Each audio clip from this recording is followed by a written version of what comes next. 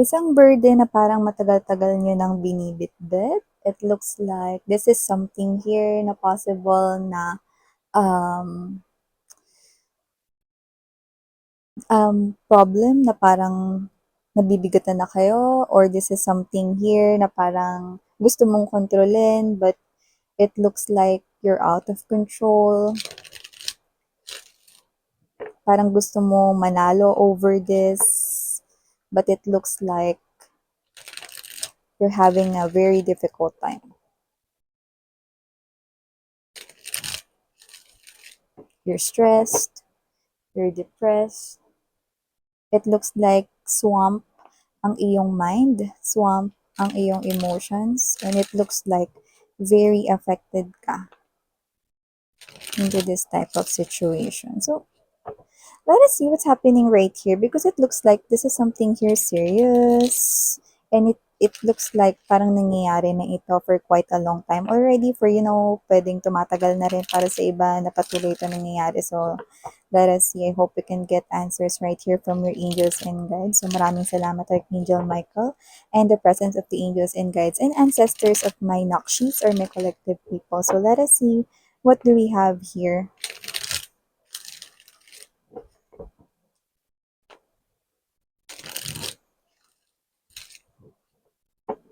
Okay, let's go ahead and find out.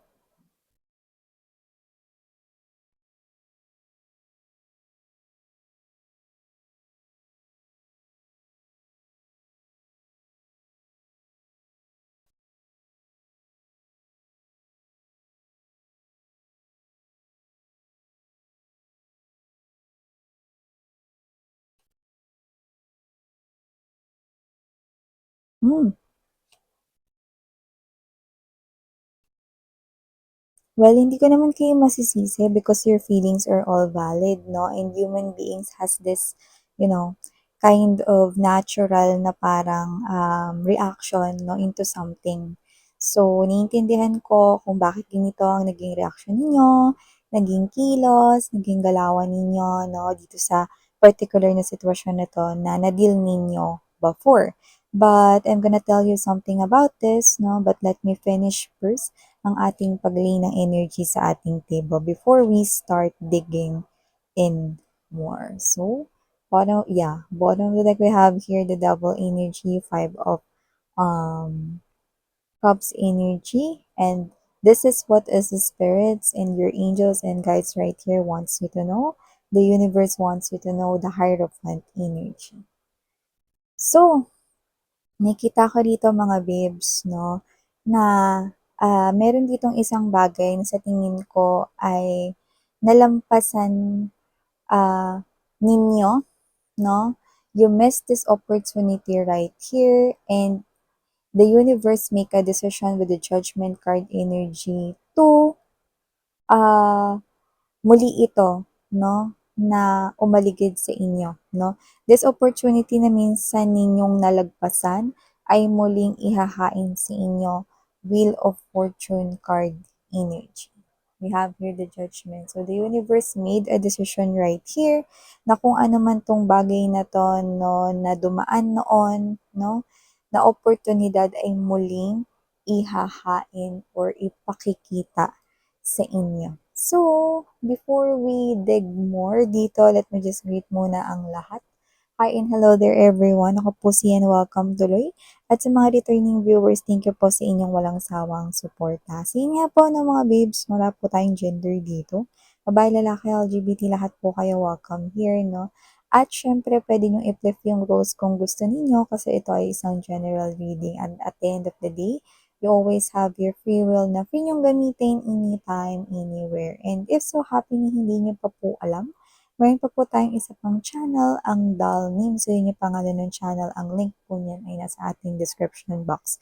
Collective readings din po yung mga nandyan at pwede rin po kayong tumambay dyan mga babes, no? If you like. So, yun nga, no? Kung kayo naman mga babes, no, ay interesado dito, open pa po ang ating hidden/secret messages reading, no? Kung saan, baka curious pa kayo, no, sa kung may feelings pa ba sa inyo yung person na nasa isip ninyo ngayon, no? Paano niyo ba kayo ngayon view? Ano ba ang tingin niya sa inyo ngayon, 'no? Ano ba yung kanyang feelings and emotions para sa inyo ngayon? Meron pa bang pagmamahal o ano na ba ang kanya ritong mga plano na may involved sa inyo or meron pa ba siyang gusto rito or unspoken words na gustong sabihin pero never niyang sasabihin. But I'm gonna dig in for you guys yung mga bagay na yan because I'm gonna read that person's current or real-time energy for ya. So, if you're interested, you may inquire dito sa The High Priestess Tarot KR at gmail.com. Okay? So yeah, let's talk about this na. We have here this opportunity that already passed you, no? Before, noon, no, with the Four of Cups energy right here, no, bakit? Because of the Seven of Wands energy, Six of Cups right here, no, Three of Swords, yan, no, Ten of Swords right here, yan, no, and Six of Wands. Alam mo kasi, ito dapat yung winning opportunity na ito para sa'yo, no?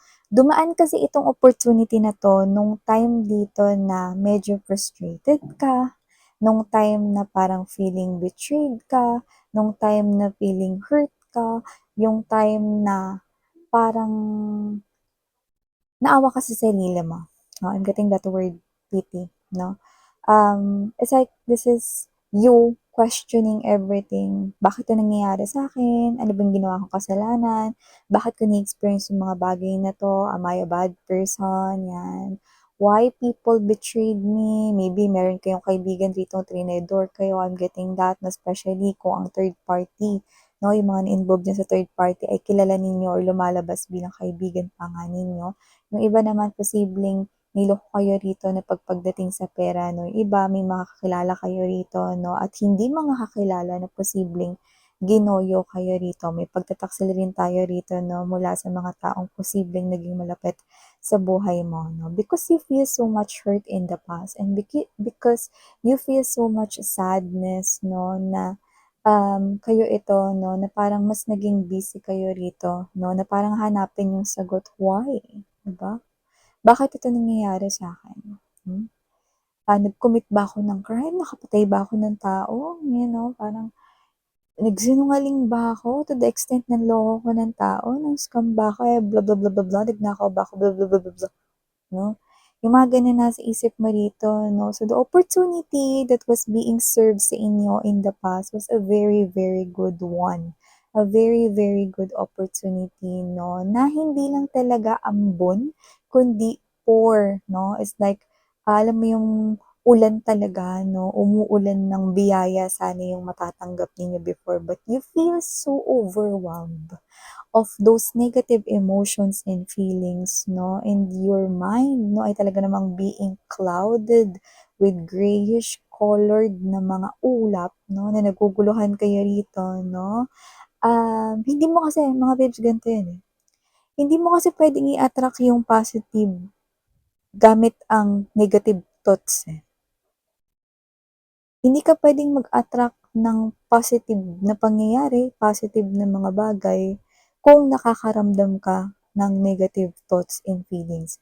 Because positive can only attract positive, and negative can only attract negative. No, we're not talking about science right here. We're talking about this. Okay? So, yun, no? So, whether nakikinig kayo sa science subject ninyo before or hindi, no? Chemistry class ninyo, physics, or whatever, ano pa yung science-related classes ninyo, it doesn't matter. What I'm trying to say is that you cannot attract yung opposite, no, ng ina-attract ninyo. If you want blessings to come into your life, okay? You cannot attract blessings by feeling yung sobrang galit. Yung iba kasi sa inyo dito, galit na galit kayo and meron kayong mga binibitbit na sama ng loob, no? Yung as in kinicarry ninyo yung burden ninyo at medyo matagal-tagal na. Yung iba, ilang dekada na may mga hindi pa rin napapatawad, no? Diba? Kasi miss yan eh. Yung tao na yan eh. Sinungaling yan. Napakasinungaling yan eh. Ang dami yung ginawang kabalastugan sa akin. Kasi miss yan eh. What did I told you guys kanina? Okay? Your feelings are all valid and I do understand because you are just human being feeling those types of pakiramdam emotions. But if it is something here that affects you so much and you just do not realize it, no, that the more you cling on to that type of energy of hatred, how many years? 10 years? 1 decade? 2 decade? 3 decades? 6 months? 3 months pa lang naman, miss yan. Okay? Start healing. Other people, alam mo, pag may mga ibang taong masaya, bakit rumorolyo yung mata nila? Napansin mo ba, ikaw pag masaya ka, tas meron kang friend na sabihin natin ganito, kunwari, inikwento mo kung gaano ka kasaya sa isang araw na yun. Grabe, alam mo ba, nakita ko yung crush ko. Ang gwapo-gwapo niya talaga sa personal, no? Tapos meron kang epal na friend, no? Sasabihin, sus, crush pa lang naman, bakit niligawan ka na ba niyan? Di ba? Ano yun? Bitter. 'Di ba? Ibig sabihin may hino-hold siyang grudge dito na bakit hindi na lang siya maging masaya sa'yo, 'di ba? Nakita mo yung crush mo, no, it's just a simple thing but for you, it makes you so happy that time, isn't it? No? But why? May mga taong gano'n, no? Ay, mga taong ganito, ano ba naman 'yan, lagi na lang ganyan, puro na lang blah, blah, blah, blah, blah. Tawag do'n, bitter. Because he or she is clinging into the type of energy right here because he or she is not doing any healing. But once that person did, no, yung healing before or doing that shadow work, yun kasi yung shadow work tawag sa amin mga babes, na yung parang you fix yourself, no matter what type of issue is that, no matter how strong it, no, is that, when you fix the issue, no, through your mindset, no, start sa yung self. Other people, pag binasa nila, create your new beginning. Create your new beginning, but you're not really understanding what's the real meaning of create your new beginning. Create from the word creator. Diba? Creator. Ibig sabihin, you. You are the one who can create your new beginning, not other people.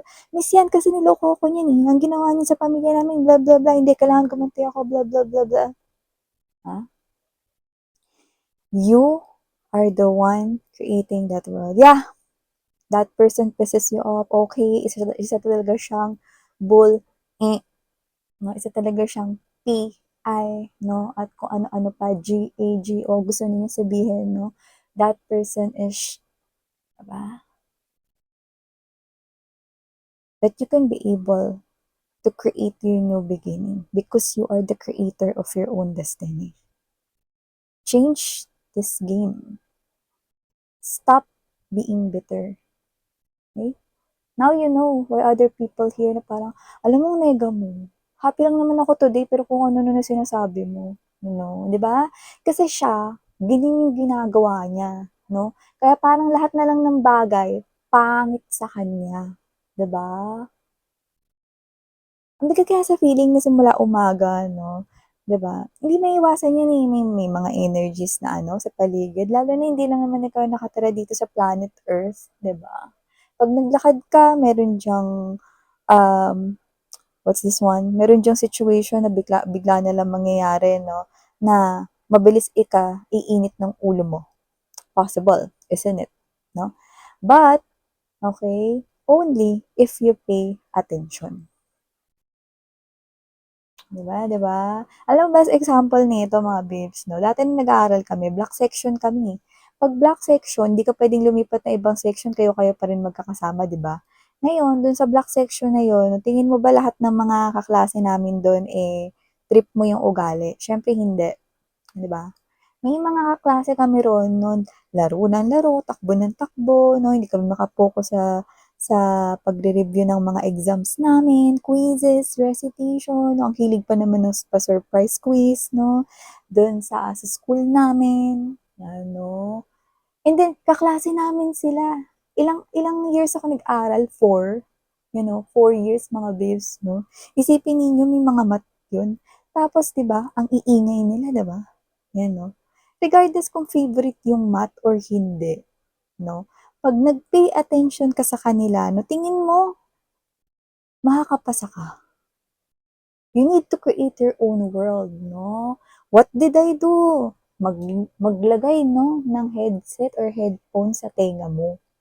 Okay? May music man or wala. Okay? Ganun yun.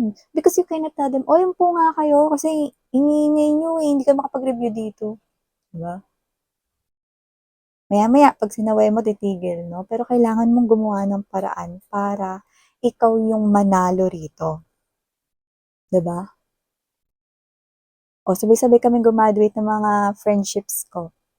Kasi, hindi namin inintindi yung ingay ng iba naming mga, isipin mo college students kami nun, no? Pero para kami mga bata, para kami nakawala sa koral, no? Kapag wala yung teacher, wala yung prof namin, no? Laro-laro, habol-habulan, ingay, no? Palakasan ng kwentuhan, no? Kahit may mga exam or whatever, no? Kasi hindi lahat sabay-sabay kayo nagre-review ng mga yan, no? Meron dyan mga nagkikwentuhan na ang lalakas, diba? Ngayon, kung makikinig kami doon, ano na nangyari? Wali, diba? Eh, di ba umulit pa kami ng isang taon, diba? So, ganun yun. Diba? Parang ganun din yun, create your own world, no? If you will try to analyze that, then you will win. Diba? So, dito kasi, ang nangyari, nakain kayo dito ng pagka-overwhelm with the devil card energy and there's this, no? Nakain kayo, na-overwhelm ang inyong feelings, no? And then the devil right here, no, is creating this frustration because your angels and guides, no, alam ng devil na ibaback upan kayo ng inyong angels and guides right here, no? Pero dahil very strong at naging intense nito, no, ang inyong emotions and feelings during that time, which is nanalo yung negative feelings and emotions, no, lumagpas ngayon yung opportunity na yun, no. Ay, ganun ba yun, Miss Yanya? That is something here, no, na hindi nare-realize, no, ng halos 90% ng tao sa Earth. Yeah.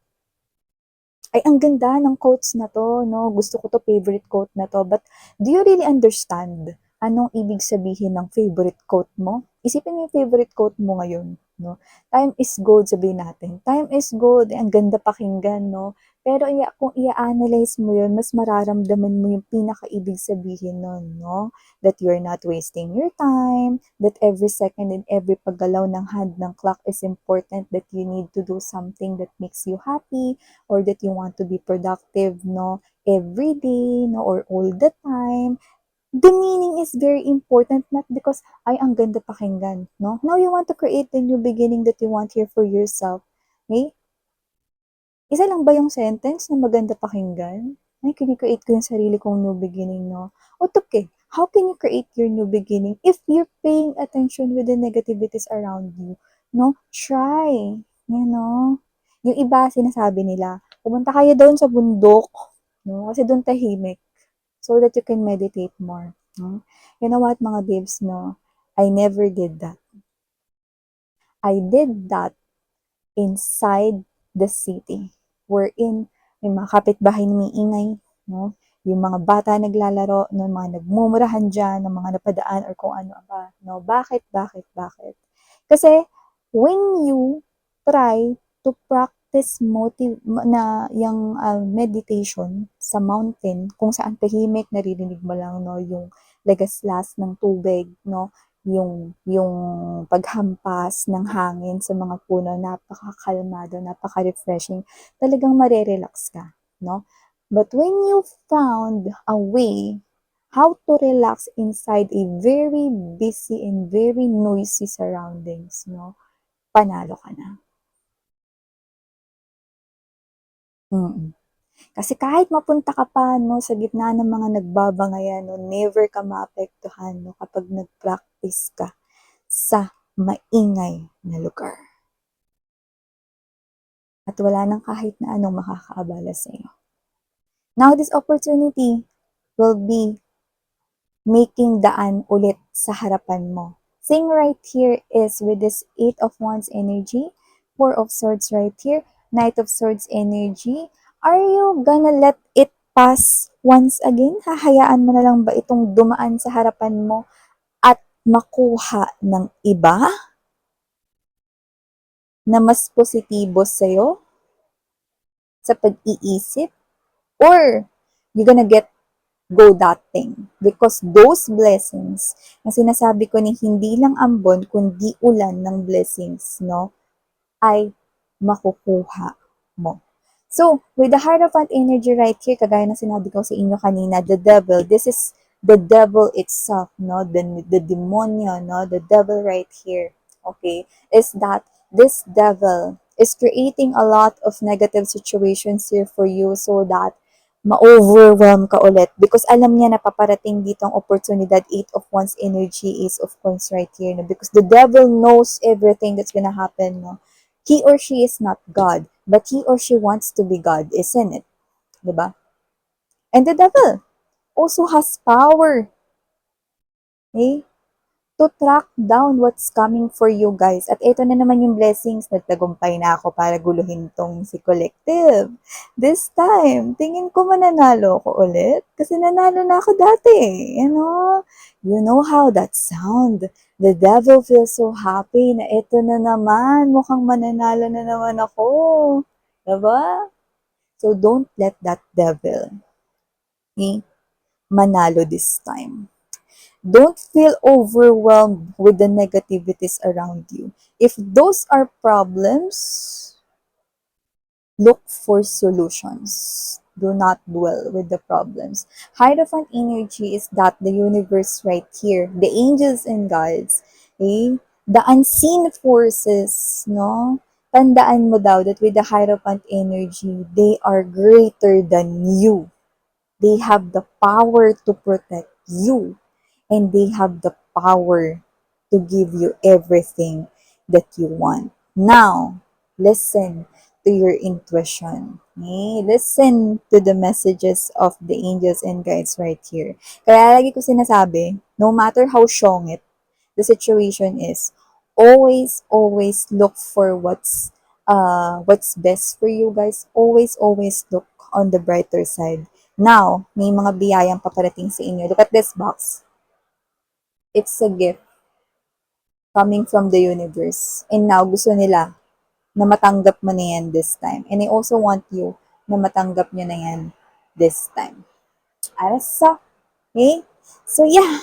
Okay? These are all the messages we've got right here for you guys. No, don't make it slip away sa inyong hands. No, and wag nyo hayaan na makuha ng ibang taong opportunity na to. No, dadaan ito muli sa inyong harapan at marami-rami ang hindi pa ito nangyayari. So, make sure, okay, that you're preparing here yourself. Start being positive, no, especially sa inyong internal. Okay, do something, okay? If there is something here that you need to fix within yourself, no, do it, no?